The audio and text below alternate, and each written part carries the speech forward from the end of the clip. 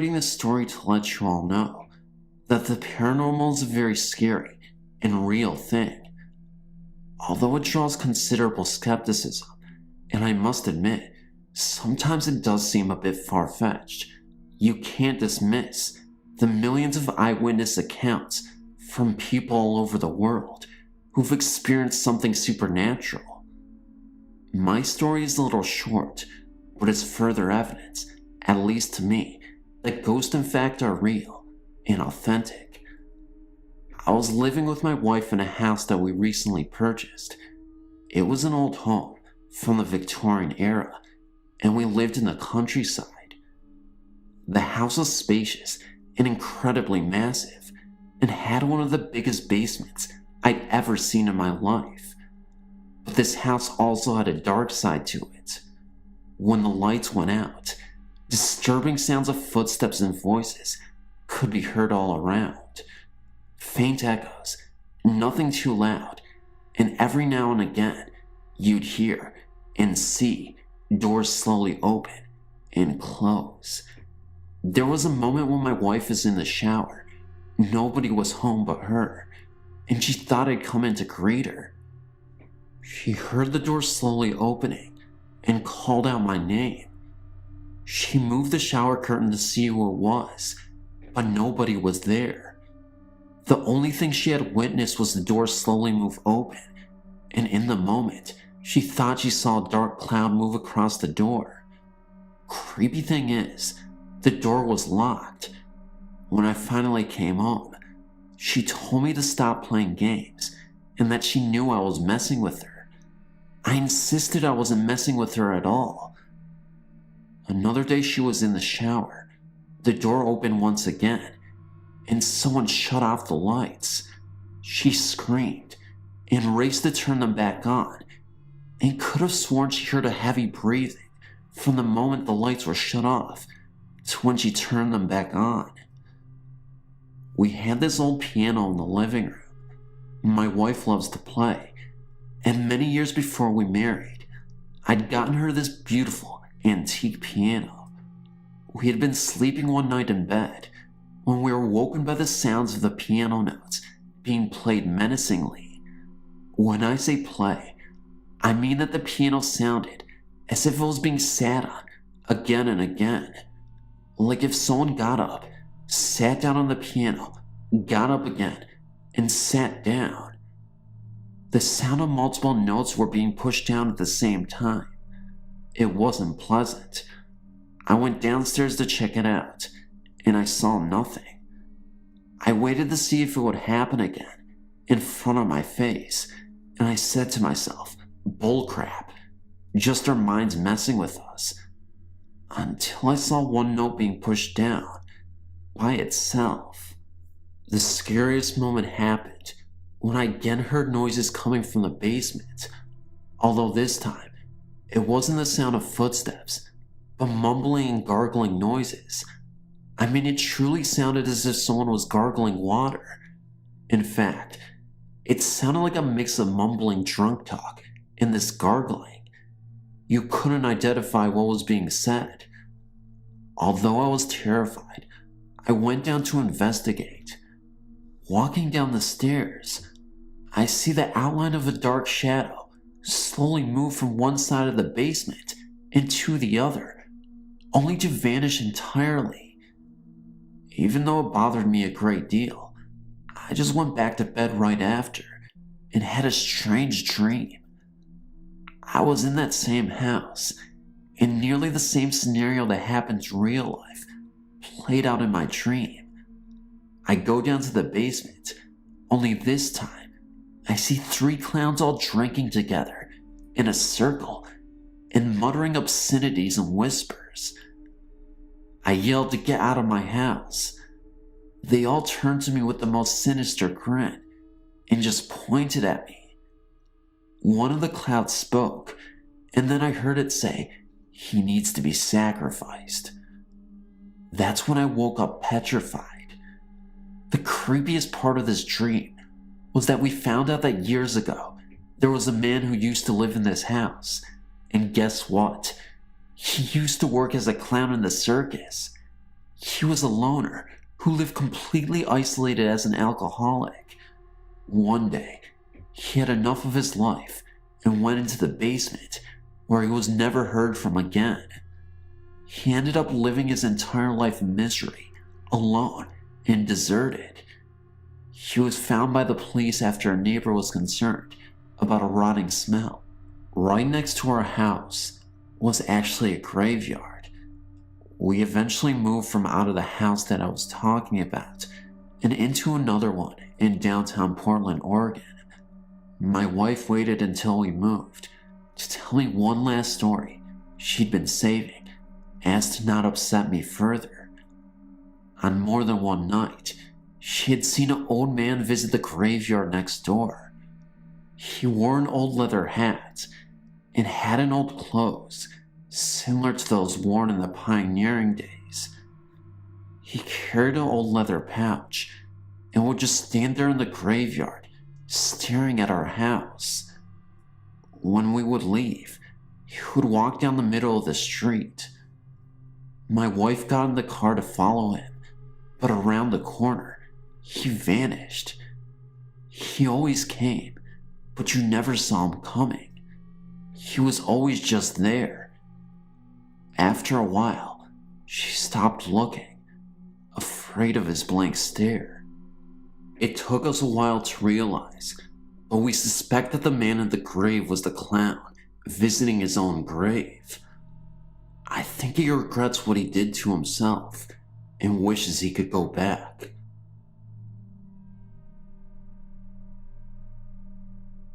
When I was a young man in my early 20s, I used to work at a hotel that had a grisly past. I always worked the night shift, and I was no stranger to the unusual sounds and disturbances at night. This hotel was built in the early 1930s, and people often reported seeing an older couple in Victorian-era clothing walking down the hallway on the 5th floor before ultimately disappearing. Long ago, a woman was drowned to death by her own husband after he caught her cheating on him with another man in the hotel. He ended up knocking her out while she was sleeping, filled the bathtub up with water, and suffocated her under the water. He then fell to his death by jumping out of the window. This was in room 455. There were times where I had to go by myself to get the room prepared for guests the night before, and I swear, I'd hear two people whispering every time I'd walk into the room. I even heard my name being called once before, and it sent shivers up my spine. I can remember an incident where I went up to the 5th floor. The door was opened, but nobody was in there. Scared but curious, I walked into the room and noticed that the bathroom light was on and the bathtub was running.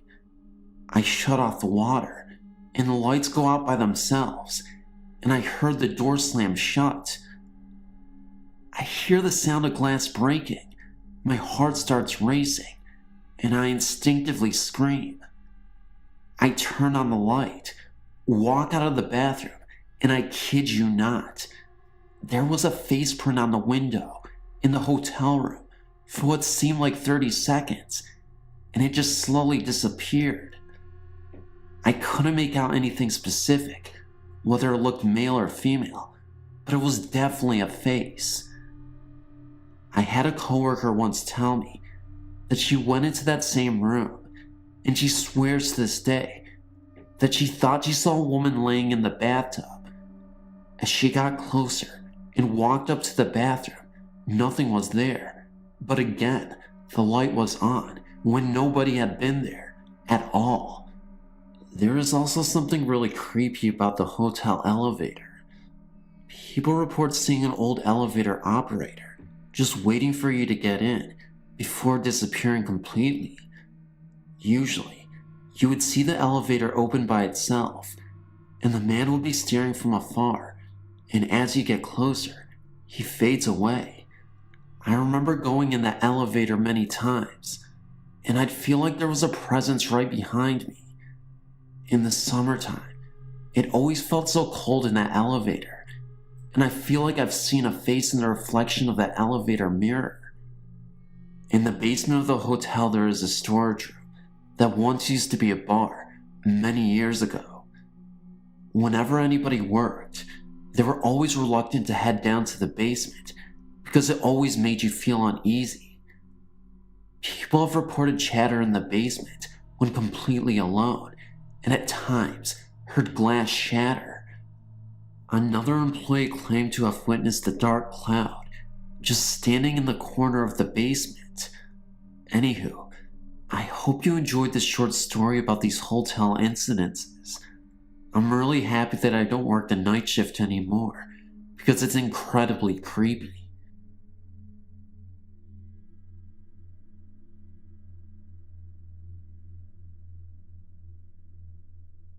Yorktown, Colonial Parkway, Yorktown, Virginia, 1970. It's been years. I don't believe in an afterlife, but the shared experiences of a detailed calm hysteria leaves us talking even today. The three people today continue to describe the uniforms, the hollow sunken faces, the slumped shoulders, and the look of complete and total submission in an eternity of dread that wrapped around each soldier. We were lost on the parkway in that very small town, around the battlefield. I hadn't had my driver's license that long, which created anxiety. The two people with me were concerned about the lack of turning room on the second well-maintained road, and the fog kept getting heavier and heavier. The headlights picked up soldier after soldier, walking towards us on either side of the road, not even looking at us, but straight ahead, with such exhaustion. I mentioned their gray uniforms. The uniforms were not well kept, and that struck me as being unusual. I've been around the military all my life. These were not current issue uniforms. It never occurred to us that these men fit the description of ghosts, except for their facial expressions. We all agreed that when I got the car turned around without getting stuck somehow, maybe we should give these guys a lift.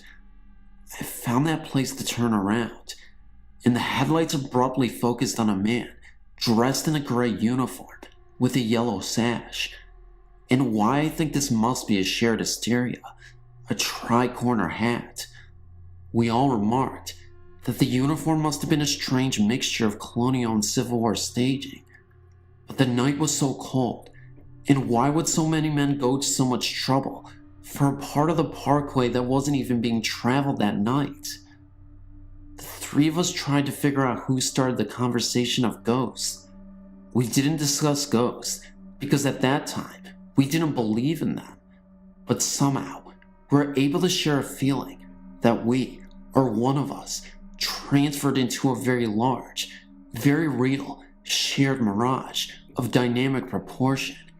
And that's what haunts us today. What is in the human mind that could project such images to other people? How could we have seen, simultaneously, in such detail, these soldiers who looked so dead?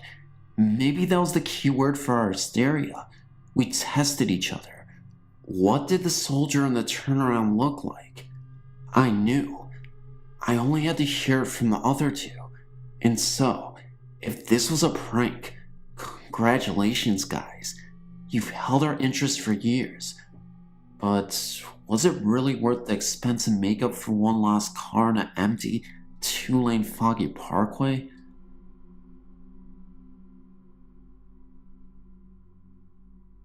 My husband has been cleaning this church for 3 years, and he, as well as the rest of our family, has experienced some very strange things. So has at least one other member of the church. First, it was just a feeling of a presence that you just couldn't shake, a glimpse of a shadow from the corner of your eye, and the occasional sound that could not be explained. My husband worked his regular job from 4 p.m. to 1:30 a.m. and would go to the church after leaving his job, and that was when he would experience most of the things. Then, it didn't seem to matter what time of day it was. and it even started happening when the kids would be there helping. Our two boys are now 9 and 12, and we never said anything to them for fear of scaring them. They were in the upstairs room where my husband was cleaning, and suddenly, the piano started playing one note over and over for a minute or so, and then it stopped. The boys were very frightened, but also very intrigued by the whole thing.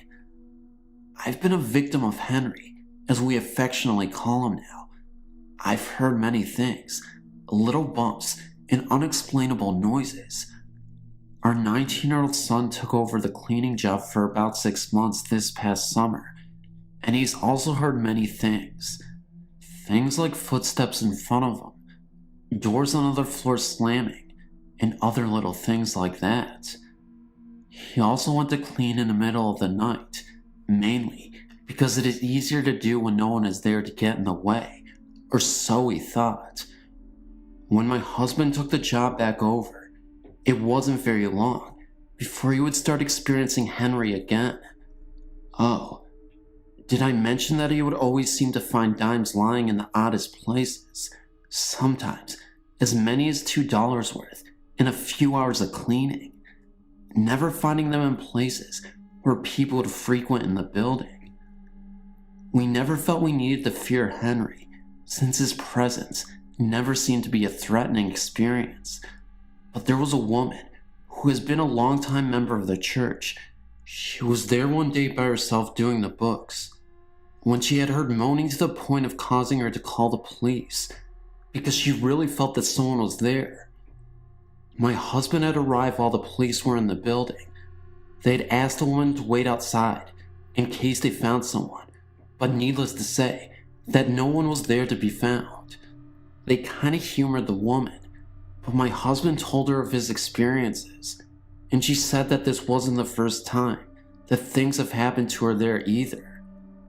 The most disturbing thing was when he was in the boiler room, cleaning some mops before he left, and me and my two sons were outside warming the car, and suddenly, he came running to the car with a horrified look on his face, and shaking tremendously. I could tell something was terribly wrong, but he didn't want to frighten the boys, so he waited to tell me after we were able to be alone. He had revealed to me that he actually saw two men walking down the stairs in the back of the boiler room, talking to each other as if he wasn't there at all. They were dressed in the style of the 20s and seemed to be almost floating down the steps. There isn't any way to enter the room from that door, since it is locked very securely. We have had many of the people we have told these things to try to explain them away, but there is no human explanation for these things. There's been times when we went there and left only after a few minutes because there is a sense of something just not being right. I come from a family that my mother and sister always had experiences. I also had times where I know the other side is present in my life.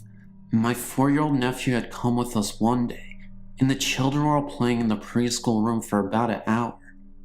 The next time we took our nephew, which was only the second time he'd ever been there with us, they were in the gym playing. He came out in the hall and asked me where the big fella was at. I was shocked that he would say that, since the only people there on both trips he made with us was us. I didn't want to frighten him, so I just asked about the big fella, and to which he responded, "You know, the big fella that was here the last time we were playing." Well, I feel that this is really all that needs to be said to explain just who or what is there in this church. A child that doesn't know what we have all experienced can hardly imagine the same thing if it isn't so.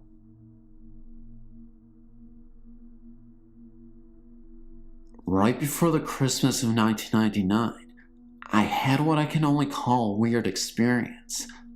I'm a firm believer in ghosts and the supernatural, and have been told I am psychic, as well as experience unusual things. However, I'd never seen anything until that night. For whatever reason, I woke up around 3 a.m. to see a man in my bedroom doorway. I live alone, and my 2 cats were asleep on my bed. My first thought was an intruder, and I remember quickly screaming and reaching with one hand for my phone, and the other for the reading lamp on my bed's headboard. The man was rather large and was wearing jeans and a green plaid shirt.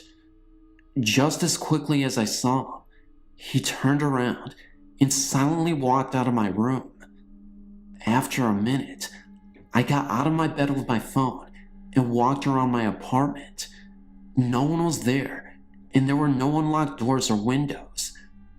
What is so unusual is, if it was a true stranger, my cats would have darted under my bed because they are not used to strange men.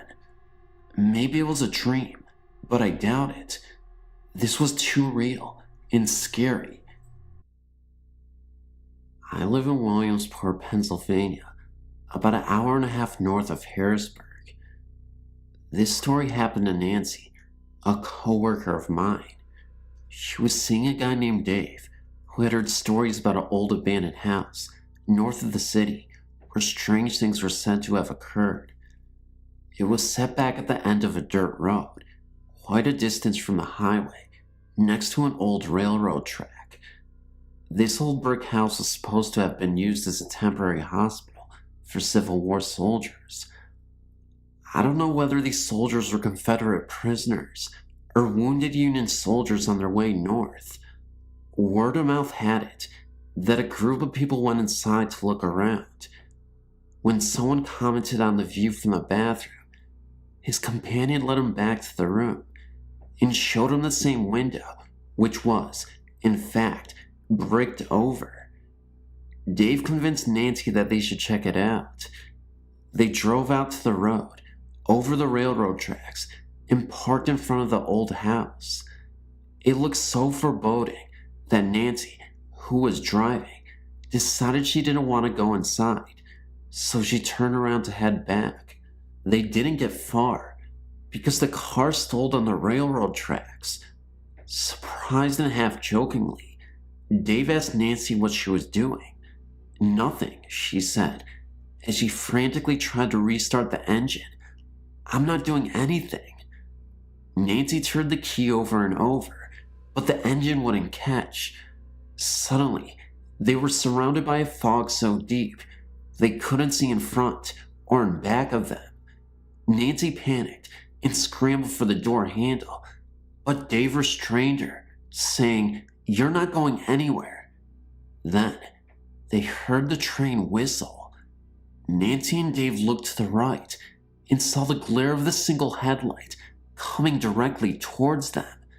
Nancy put her head forward, closed her eyes, and gripped the steering wheel as tight as she could. She screamed and braced herself for the collision, but all she felt was a swoosh, like something going right through her. She described it as an energy force passing right through her body. Immediately afterward, the fog blew away, as if by magic. Nancy grabbed the keys in the ignition, turned it, and the engine started up with no problem. Nancy jammed her foot down on the accelerator, and the tires squealed as she drove away as fast as she could. That was the presence of a ghost train.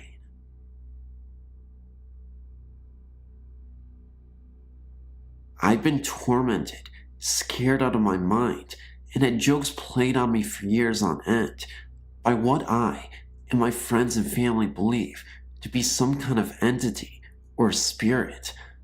I don't wish to become anyone's school paper or test subject. I would just like some advice to maybe deal with the problem. It all started when I was 9 years old and my father sent me to bed.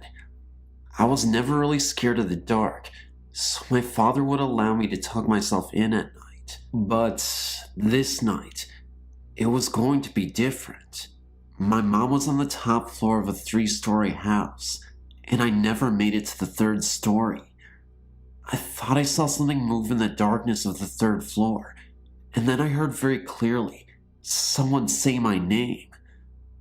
There was one particular moment on the stairs in the house where I would see the apparition of a fog just gliding through the stairs, up and down. And another time, I could have sworn I heard the voice of a little boy saying, "Come over here." I also got really bad sleep paralysis, and that same boy that I thought I heard would appear over my bed and choking me. I would resist. I would try to scream as loud as I could, but to no avail. Nobody could hear me, and the boy was just choking me. He had the look of evil in his eyes, and actually, his face was half disfigured. It really looked like his face was melted off entirely. And then I would awake, and I'd be lying in my bed, in my room in the dark. For the nights after that, I would constantly hear the boy whisper in my ear, over and over again. I was consciously awake. I could hear things. The voice was incessant, and it wouldn't stop at all.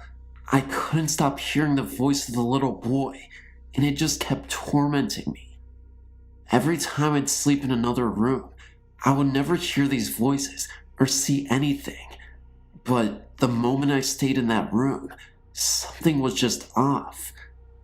There was another experience I had in that room, but I'm honestly not sure if it was sleep paralysis or just another experience. For whatever reason, I had the door open to my room, and this girl, this lady actually, just flew into my room. She had a dress on, and she was hovering above me. I say lady, and she had a white dress on, but in actuality, her face was completely blackened out, so I couldn't tell if she was actually a lady or not, but she had long hair and had feminine features. As the events started happening more frequently, my father had to carry me kicking and screaming to bed. This started happening at least twice a week. I became so afraid of the dark, and one time, when me and my father were walking down a dark hallway, something brushed against me. It scared me so bad that my dad found me curled into a ball on the floor. Then, things started happening around the house, like vases being broken or stains on the floor that no one ever saw. They always blamed me for everything, so naturally, everything was just put on me.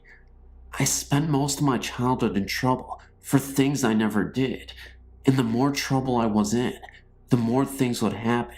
Cupboards being slammed, doors being shut, the usual poltergeist activity. But it was all blamed on me.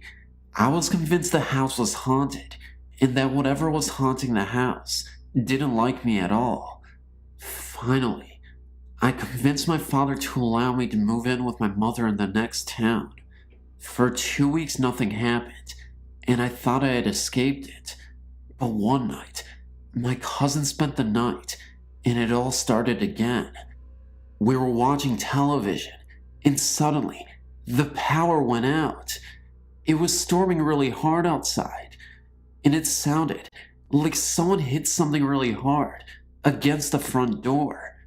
My cousin screamed. The lights and electricity flickered.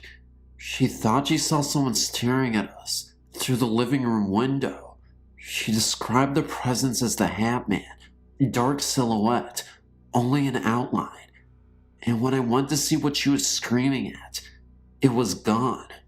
Whatever this thing is, the boy, the woman in the white dress, and the Hat Man, it's all following me, even into college, and it terrifies the hell out of me.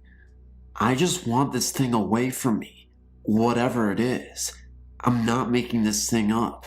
I don't even know why I would make my life more difficult than it needs to be, but I really want a resolution. Thanks for listening, and I hope I didn't frighten you too much.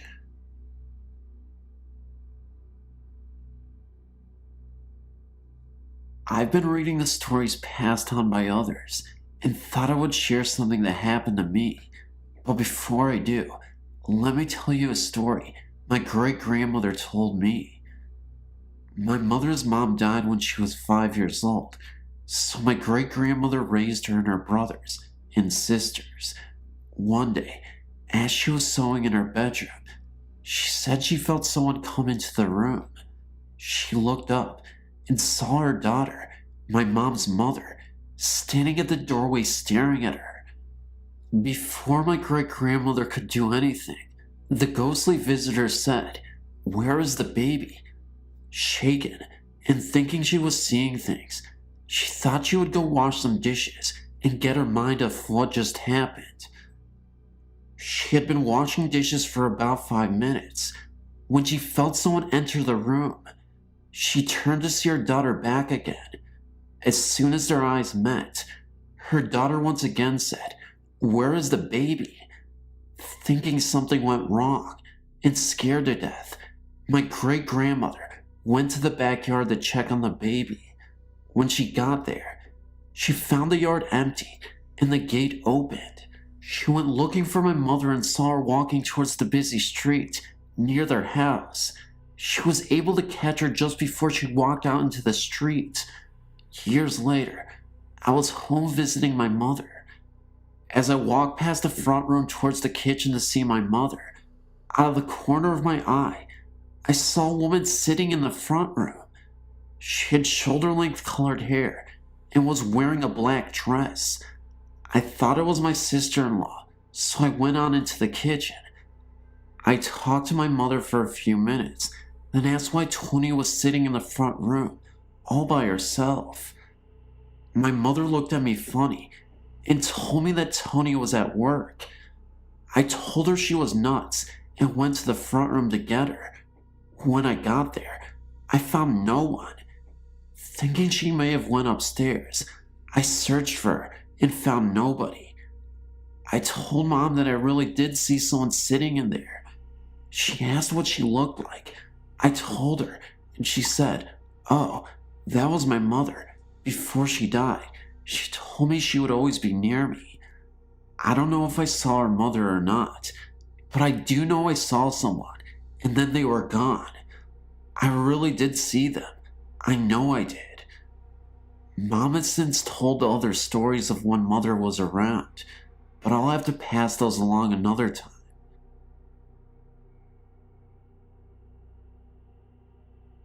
This story is as true as anything that I know of, and happened very recently.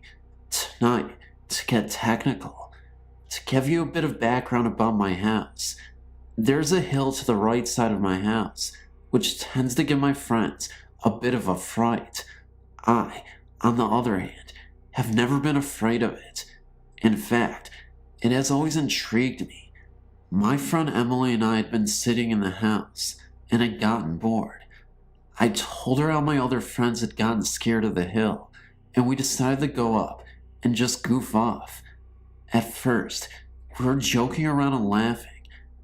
As we got closer to the top of the hill, we quieted down for some unknown reason. We were looking into the woods, which rest at the top of the hill, and I saw a white figure. At first I thought it was just light through the trees. Then I realized that no light could go through them, and that no light was that bright outside. I was wondering if it was my imagination, but I looked to my friend and saw the look on her face. She had seen it too. When we blinked, it seemed to fade, and if we talked about it, it seemed to make itself more known. I think its energy source was running low. It didn't seem to take the image of a person, but it did seem to bend over and shrink just to get bigger again. We weren't sure if we were just seeing things, so we went up 3 or 4 more times to verify what we saw, and that we did see something. Each and every time, it was still there, and it was white and glowing as ever. For this story, I must give you a bit of background also. My boyfriend had been telling me of an experience he had. He was walking through a graveyard, and he felt a presence, and an evil one at that. He didn't tell me much of what happened that night, and I never really wanted to know. But one night, we were on the phone, and he told me that I was there with him, and I asked him what? He said the ghost from the graveyard. He started to ignore it, and it took his breath away, literally. I could hear him gasping for air. Later on, he told me that it made his heart stop for a second. He swears that this is true. Finally, he decided to go back to the graveyard. I was still talking on the phone with him, trying to get him not to go. My friend Heather was here, and she wanted to use the phone to speak to him. We had pleaded to him that there was a dark energy there and to not go alone, and that whatever else was at the graveyard would follow him back home again. He wouldn't listen. He screamed at us through the phone, which was something that was very unusual for him to do. He was always quiet and calm, but on the phone, he was loud and angry. So, we ended up chasing after him to the cemetery. When we got to the cemetery, we didn't notice anyone there. We called him on the phone again. This time, no answer. Heather and I were terrified of what was going on. So we went back home, and we noticed that he was at the house, going up towards the hill. We screamed, "Josh, this isn't funny," and saw him go up to the top of the hill. When we finally caught up to him, he got on his knees and looked as though he was praying to something. What he was praying to, I have no idea, but he was praying. The moon was huge that night, and it was like he was in a trance. We couldn't get his attention, and then he passed out. I then shook him hard, and he finally woke up and was in tears. I asked him why he was doing this, and he said he didn't know.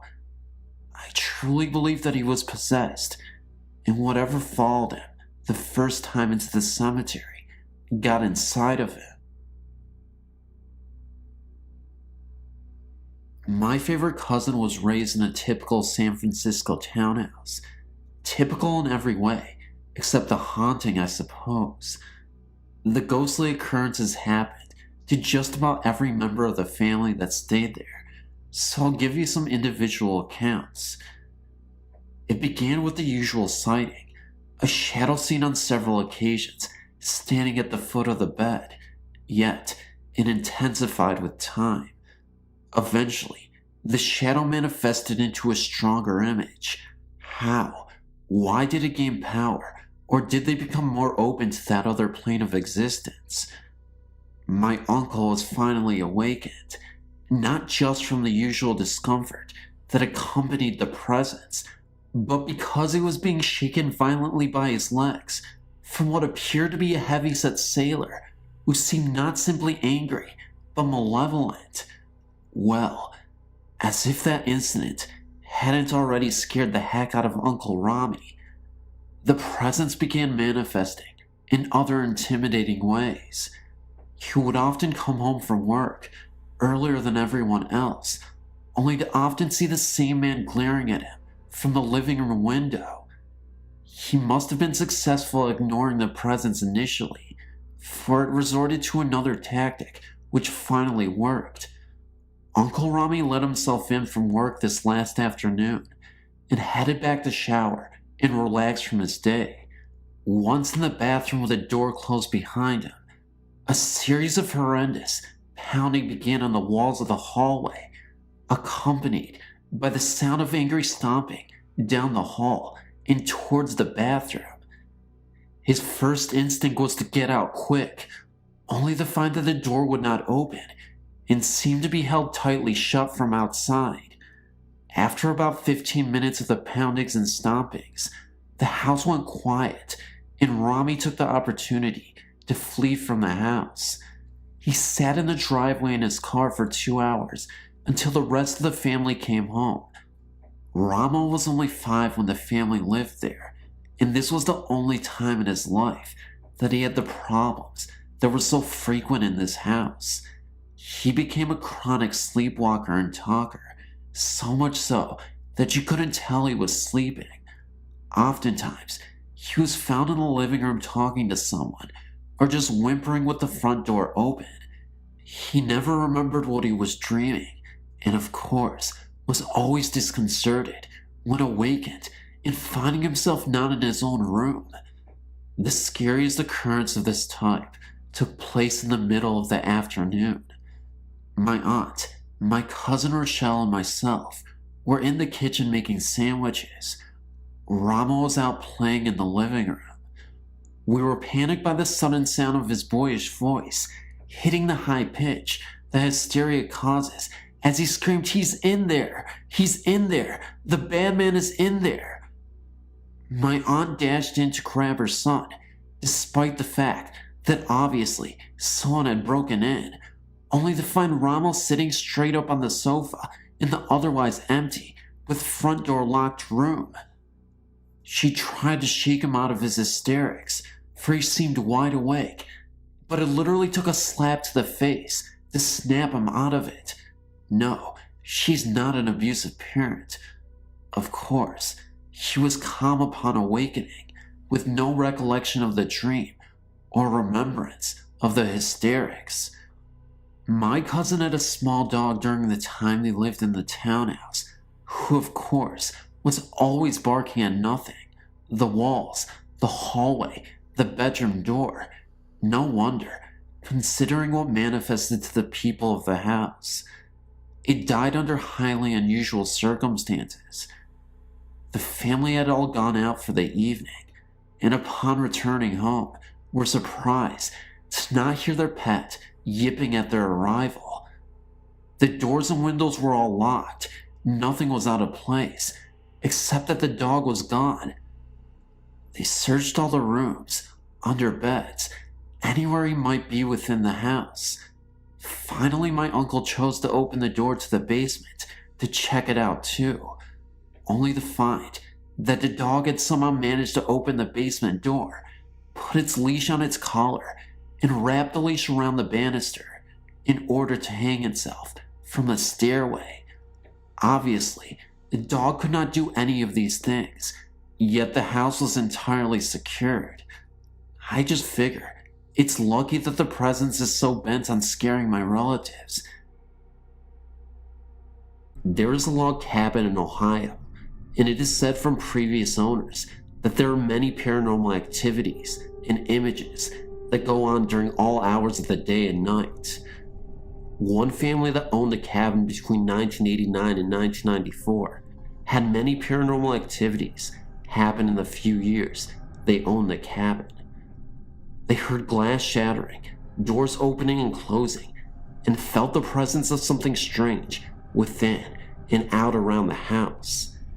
In one instance, a young mother woke up one night and found herself to be thirsty. She went into the kitchen to make herself a cup of tea to help her relax and put her to sleep. She was then grabbed by the shoulder and thrown into an old rocker they had in their living room. She was in so much shock that she ended up fainting and passing out in the rocking chair after having a panic attack. She ended up being knocked out the entire night and could have sworn she felt like a presence was holding her down. Before she completely fell unconscious, she could have sworn that she saw an outline of a shadow right in front of her with the most evil energy, and when she was out, she had the image of a man with a dark face screaming at her without sound. It was a bearded man, and his eyes were completely black. The next morning, when her husband awoke, he found her wide awake in the chair and asked her what had happened. She asked him to check her shoulder where she was grabbed, and then he found nail prints in his wife's skin. Since then, they've moved out of the cabin, and a few couples have moved into the house, but moved out, leaving all of their belongings inside the house within a month's time period. It is said that if you go to the cabin and sit in the old porch swing, you will feel an old presence of something that doesn't want you there, and on some occasions, you will see a shadow or outline of a person watching you through the window.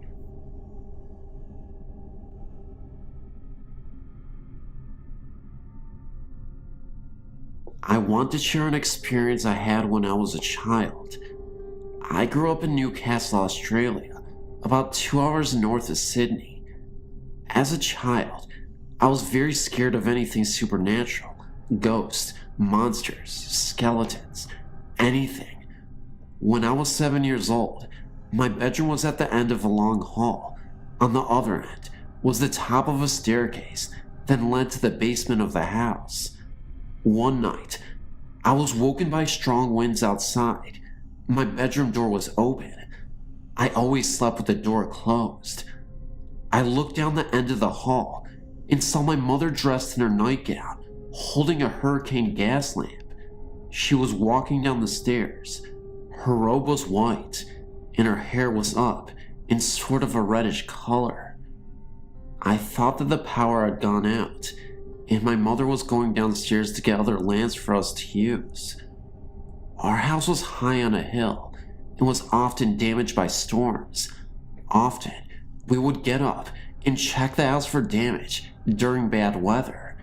As a child, this was quite exciting. I quickly jumped out of my bed and went into my parents' bedroom. To my surprise, my father was still in bed, and I woke him. I asked him why my mother was going to get the lamps. He looked at me like I was on drugs, told me to go back to sleep. I then asked if he was going to help my mother. He replied, "What are you talking about? Your mother is in bed." I noticed my mother in bed and was totally confused. I went back to my room, closed the door, and never thought of it again until 7 years later. I do not know why I did not think of it again until I was 14. I thought back and realized that my mother didn't own a white nightgown. My mother's gown for purple velvet. It was in the 70s, and my mother had short black hair, not long red hair.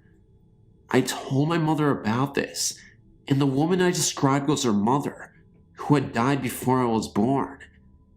It seems like she was checking up on me, I guess.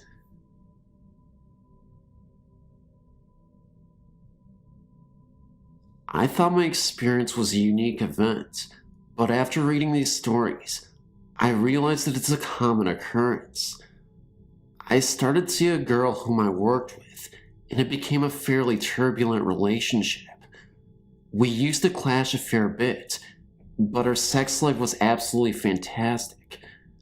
She lived in an older house that was converted into 4 apartments. The apartment she lived in was on the ground floor.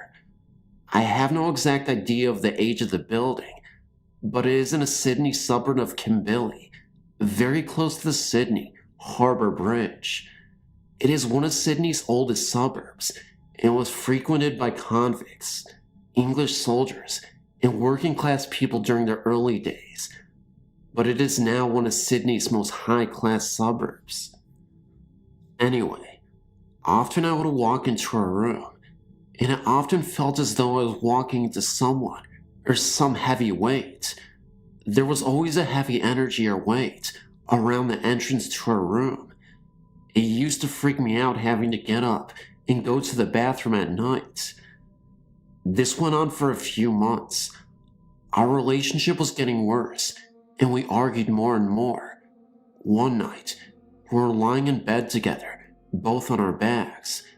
We were not arguing, but the conversation was intense, and I was upset with her. We settled down after a few minutes, and things were fine. Suddenly, I felt an urge to leave, get out of there and run. I told her that I have to get out of here and go home. I lived over an hour away. She was shocked and did not want me to leave. I then tried to get out of bed, but then I felt a very heavy pressure on my chest and shoulders. My girl was still lying still next to me and not moving. I asked her if she could feel the weight, and she said yes. We were being held down in the bed. It is a weird feeling like no one is touching you, but you can feel your body weight pushing down in the bed. The room was dark, but I could feel someone only an inch from my face. I stared hard and back, and without fear, I asked, "What is it that you want?" Then, I felt heat all over my face and head. My body became very light and calm. It felt like I was on the ceiling looking down. By this time, I was freaking out, but could still not move my body. My eyes closed hard, and I realized I was being shown something. I could see two men sitting in a basement around a furnace. They were cold and wet and appeared to be dock workers. I could not see the face of the one standing up, but the other guy sitting down looked straight at me. He looked really pissed off, not with me, but I think he hated his life or time. He did not move his lips, but he did say to me, "How dare you judge me? You have no idea what my time was like, and you knew nothing of my circumstance." I had to work with this guy. He's a troublemaker. I then looked down, and that man had an iron fire poker next to him. He used it to thump some bloke to death. That person that was killed is the person or spirit that held me down and made me stay. He was only young when he was killed, 20 or so. He had difficulty with his workmates and did not fit in. There seems to have been some collusion or trouble with his work on the Sydney docks. By the appearance of his clothing, it seems to be in the 1800s. Cannot specify a decade though. I then told the murdered man that I did not want to get involved. He was getting agitated. I felt bad about what I did next, but I had to do it. I cast his presence out and unwelcomed him. I used prayer and holy strength to disconnect from him. The weight instantly lifted, and the whole thing separated from me. It became like the room was cut in two. They were still there, but I was now on the living side. I feared that I had not cut them off completely and called my brother on the phone. My brother is a devout Christian and has had experience dealing with the spirit world. We both together cast the entity out. It completely went away. I went back to bed. My girl was not shocked at all by this event, which surprised me. After about a half an hour, I was drifting asleep when I dared to check in on the spirit again without engaging it.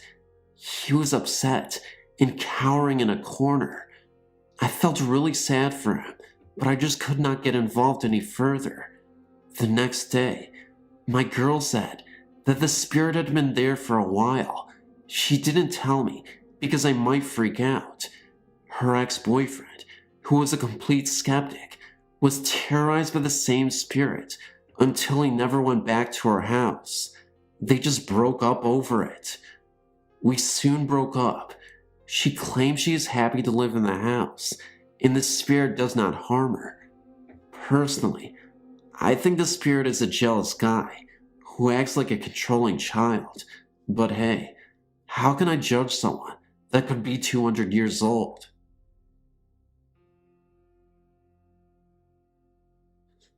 In 1986, I was a sophomore at Berea College in Berea, Kentucky, and lived in Pearson's female dormitory on the first floor. The dorm room was small, with a loft reached by a ladder. Underneath, we had a love couch and a couple desks. My roommate was a long-haired Pentecostal holiness church girl named Becky. Becky went to church every Wednesday and Friday, as well as Sunday mornings. She had been raised to wear only dresses and skirts and to never cut her hair.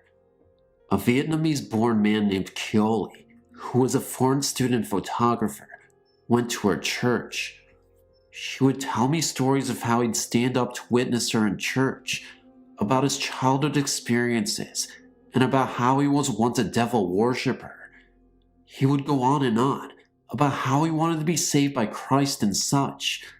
He had a very obsessive crush on Becky. She sort of was flattered at first, but he began to follow her around campus with his camera, and he'd tell her that she was going to be his wife. He wouldn't take no for an answer. She began to avoid him, and eventually became frightened. This guy was stalking her big time. I remember once running into him on campus and trying to reason with him. A few minutes into the conversation, I realized that he was really disturbed and crazy. There was not a rational way to tell him he would understand that Becky didn't want him. She eventually told a school counselor, and the campus security was alerted to the stalking problem. He wasn't allowed around our dorm. She also avoided church for a while, until she heard he'd stopped going. Meanwhile, I began having strange experiences in the dorm room. I often took an afternoon nap in the loft, and my dreams began to get creepy. I had a recruiting dream that I discovered a satanic cult under our dorm's front porch, and the group noticed me looking at them and began to chase me. One day during my nap, I dreamt I was in my own dorm room, and I stood looking at Becky, who sat on the love seat. Around my neck was a huge snake, like a boa, hanging down. I said, "Becky, there's a huge snake here in my neck. Quick, get it off me." Suddenly, the snake broke up into 20 or so different snakes, hissing and moving, and they all began to slither away from me and around us in the dorm room. Becky disappeared, and I noticed I was alone. Next, the room began to swell inward around me and became alive with an evil presence. I countered this by yelling at the room, "I love you," thinking that since this was my dream, I could change it around to lightness and God. But the room responded by swelling closer around me with hate and regurgitated my words straight back. "I love you," in both a deep, guttural, and hideous voice, which vibrated in several low tones at once. I was horrified and ran out of the room, only to be chased once again by the reoccurring group of satanic people from other nightmares. A few days later, I was once again sleeping on my loft in broad daylight between classes. I began a nightmare again, this time of being surrounded by negative energy shadows who wanted to harm or steal my soul away from me somehow. Suddenly, my loft was full of stuffed animals, all floating around my head, just floating in the air alive and looking at me. A lion floated before me, smiling, right in front of my face. He just smiled this horrible, hateful, ghostly grin directly at me. I could feel the daggers of his attention. It was eerie. I raised my arm up and knocked this thing away from me, off the loft towards the floor at the base of the ladder. I looked at the floor below, and he was still there, his mangled head smiling up at me, still with that evil grin. I jumped down the ladder hard, knowing my feet would stomp him. I didn't look, but ran away, out of my dorm, without looking back. I opened my eyes, wide awake. The sound of a blood-curdling female scream rang loud in my ears, even with my eyes open and thoughts focused on being awake. I mean, this scream continued loud inside my head as I looked around me, wide awake. Never before or since I've ever experienced this phenomenon. About a week later, my roommate Becky sat talking to me in the rocking chair. We were just gossiping about people, classes, and such, when suddenly she fell to the floor in a fetal position. She was in so much pain, she couldn't move or talk. I rushed her to the hospital. After a Foley catheter was placed, numerous blood tests, an abdominal series, an examination from head to toe, with an overnight stay, they found no reason for her pain. She had screamed all the way to the hospital and through most of her ER visit. Nothing. We could find no reason. This summer came, and Becky and I split up as roommates. We both went to different towns during summer months and returned to school with separate roommates in different dormitories. This year is when something really wild occurred. Coley didn't know that Becky had moved from Pearson's Hall, so when our school semester started again, he began to stalk our old room again. The new girls who lived there were in for a big surprise when one day he wandered into the locked female portion of Pearson's dorm and entered their room. Luckily, both were in class and the room was empty. He locked himself in that old room of ours and wouldn't open the deadbolt for several hours. He began to flip out, cursing and calling out satanic spells, cursing the room and calling out to Becky and just mumbling evil spells. Security, police, and all sorts of folk were called to the dorm room. An interpreter came to get him out of there.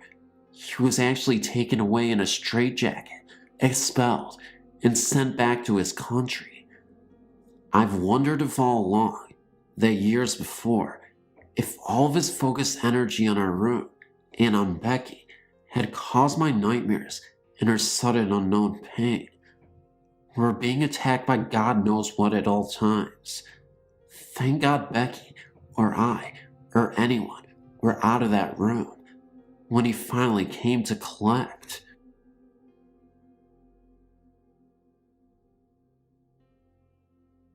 My mother and I used to live in this old house. We always heard dogs howling in the basement, and we heard stuff moving around in this room where this couple, an old lady and her husband, were murdered in. A few months after we moved in, we found out that the couple's dog were murdered too. We thought that nothing weird would happen because we haven't encountered that much stuff yet. My mother went to work at 5:30 in the morning every day. One day, she was like, "Am I that loud in the morning that I woke you up?" I did not know what she was talking about. She never woke me up. She said, "Then why is it every morning you wake up to wave me goodbye?" I said, "Mom, I don't know. I never wake up in the morning." So the next day, when she got in her car, she saw someone waving to her in the window. So she pulled up to the window so she could get a better look at the person. Then she saw an old man with a long beard wearing overalls with a plaid shirt under. She jumped out of the car and ran as fast as she could to the kitchen, and she flew open the door. But when she looked at the window, nobody was there. She looked in my room, and I was sound asleep. I have 2 more experiences to tell you. We had this dog named Scooby-Loo. She was a big dog, so she panted a lot. One day, me and my mother were in my room talking. Then, my mother said, "Why is Scooby panting so loud?" I said, "I don't hear anything." So she looked behind her because she thought Scooby was right behind her, but she wasn't. So we looked everywhere in the house, but we could still hear panting. We couldn't find Scooby. Then I looked outside. Scooby was out in the field, about a half a mile away. One night, I was awakened by a weird noise. When I opened my eyes, I saw an old lady with white hair, dressed in all white. The weird thing about her was, she had fresh blood all over her. She had stab wounds all over her. She told me not to go in the basement room. I was always afraid to go into the basement anyway, but I still had the urge to do so after everything that had previously happened. So, that's exactly what I did. I ended up going to the basement, and when I opened the door, there was a foul smell. It smelled a lot like rotten eggs. I ended up going down there, and what I saw horrified me. I had a flashlight because the light wouldn't turn on, and I shined a light at the walls. There was blood all over the walls, and there were scratch marks on the basement door. As I headed back up, I ran to my mom and told her what I had seen. She calmed me down and insisted that what I saw was ridiculous. So we both went down there. The light started working again, and there wasn't blood on the walls or scratch marks. I thought I had been going crazy, but as the years went along, I was able to conclude that it was indeed real, and that was a ghostly experience.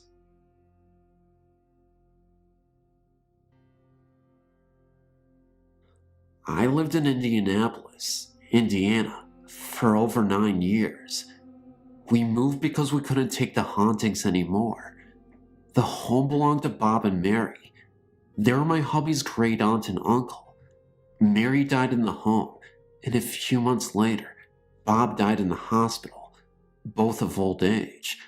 The only thing was, they never actually left the home.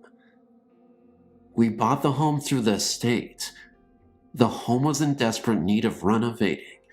For the first 5 years we lived there, we did all of the renovations. Needless to say, all hell broke loose. In the room where Mary died, it was always cold, freezing cold. Though the room was small, it had 2 large windows, but never seemed to let much light in. On the door, in the wood grain, a face could be visibly seen of a man screaming. Also, a skeleton's head could be seen at night on the door. One night, my oldest son, who was 7 at the time, started screaming and running out of that room.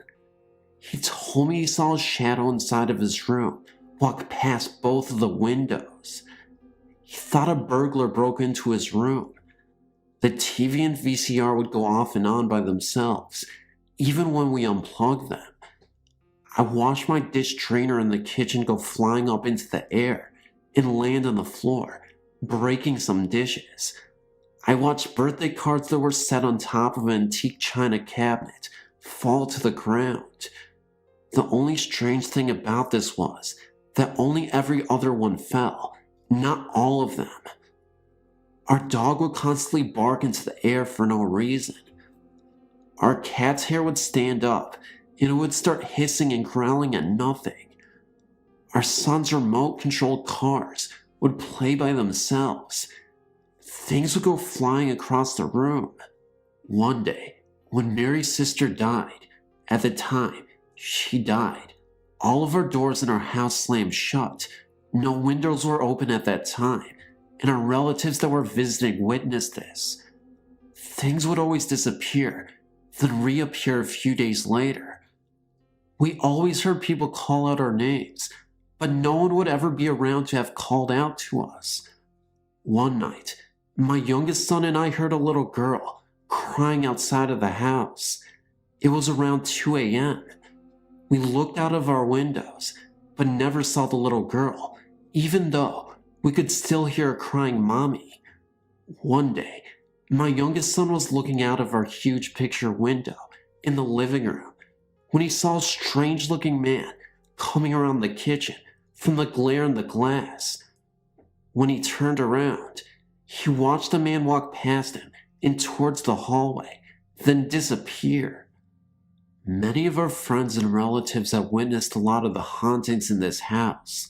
At one point, one of my friends went running from the house and about broke her neck falling over the dog, laying on the front porch.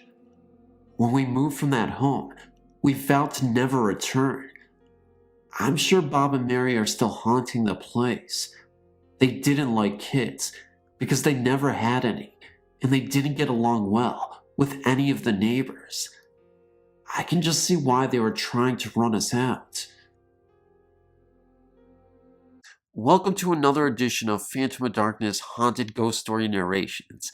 Thank you so much for tuning in. I'm sorry that I'm so busy that I can't get more content out for you guys, but here's a compilation while, the crazy holiday hecticness is consuming our souls and we become ghosts because of it. Anyway, guys, I don't even know what I'm saying as usual, but I just want to wish you guys a very, very happy New Year and a very good Christmas and a very good holiday, whatever you're celebrating, doesn't matter what it is. I just want you guys to enjoy this time. So I tried my best to put a good stock footage video up for you guys. And there goes my dogs, but I'm not going to actually edit this out.